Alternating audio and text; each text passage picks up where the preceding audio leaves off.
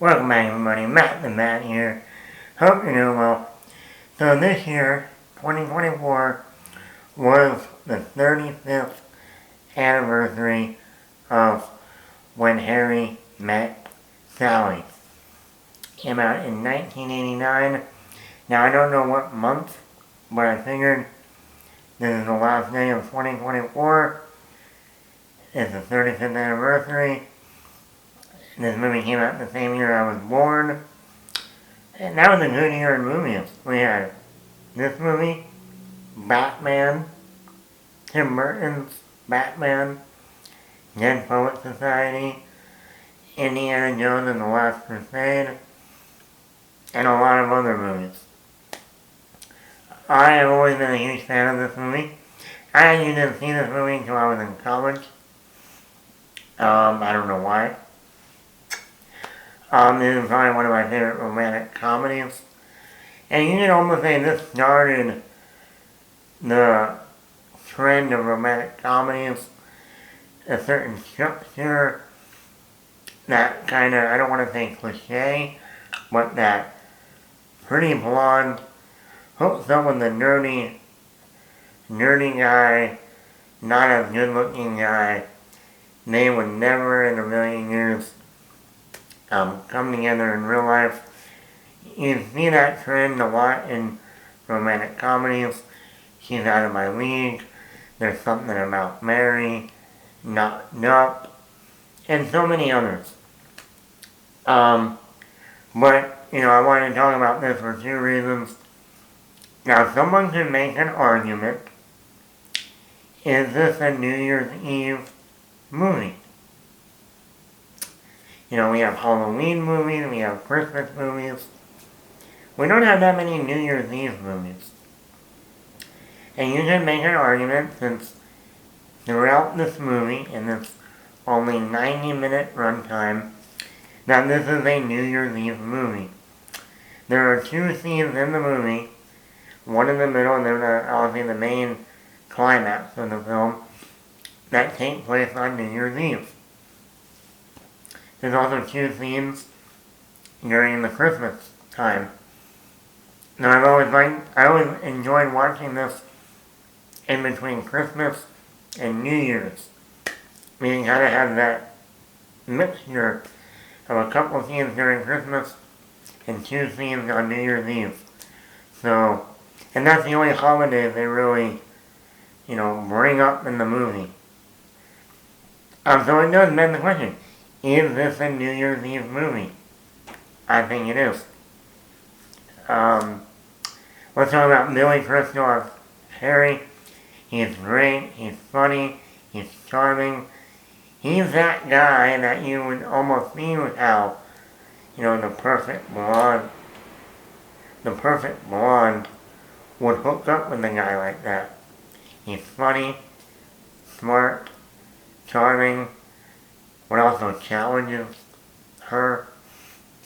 And then you got Meg Ryan, who just, at that time was like the perfect girl actress from Sleepless in Seattle. Then later on, You've Got Mail. And she used to be the actress of romantic comedies. Now, what happened to Meg Ryan? She kind of just disappeared. But they have great chemistry. Billy Crystal and Meg Ryan have great chemistry. I'm surprised they never did another movie together. Now, Tom Hanks and Meg Ryan did a few movies together after Sleepless in Seattle. But no Billy and no Meg. I don't know why. This movie has so many memorable scenes. I mean, even the first car ride of Harry and Sally in the car, when he's talking and he's eating grapes or whatever, and he spits them out and they hit the window. And I'll roll the window down. And you just get that sense of character, who he is.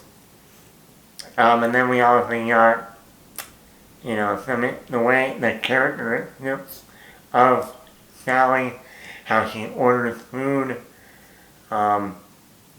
very interesting, very direct, very descriptive. Then we got the scene in the diner, the whole orgasm scene. I'll have what she's having. Perfect. You got the karaoke scene, where they're singing karaoke in the store. They're sitting with a karaoke up in front of Ira. And then we got the talking scene when they're walking around. I think today we're not going to talk like this, and this. Waiter, can we get some pepper on my paprikas? Waiter, can we have some pepper on my paprikas? But I will not take in the pecan pie. Do you want to go out with me tonight? You want to go to the movies tonight? No, I meant us. Do you want to go to the movie with me tonight? Oh, sorry, Harry. What do you have? A hot date? Yeah, New Year's Eve. The whole third act, New Year's Eve. You know, Harry realizing with the song, it had to be you. It had to be you. I finally found, wandering around, someone who makes me feel new. And then he runs back to the party and, he gives that speech at the New Year's Eve party. He confesses his love. And, you see, Harry, you say things like that and it makes me impossible for me to hate you. And I hate you, Harry. I really hate you. It's a great moment, very romantic moment. It reminds me of the scene in The Family Man with Nicolas Cage when he runs to the airport at the end. Kate, don't leave. Don't get on that plane. This is like a timeless movie. It's funny, even raunchy at times. You also got Carrie Fisher in there, which was like a couple years after Star Wars. And, directed by Rob Reiner, famous director, went on to play Leonardo DiCaprio's dad in The Wolf of Wall Street, The Equalizer. Over $2,000 on appetizers. Jordan, who spends $2,000 on appetizers?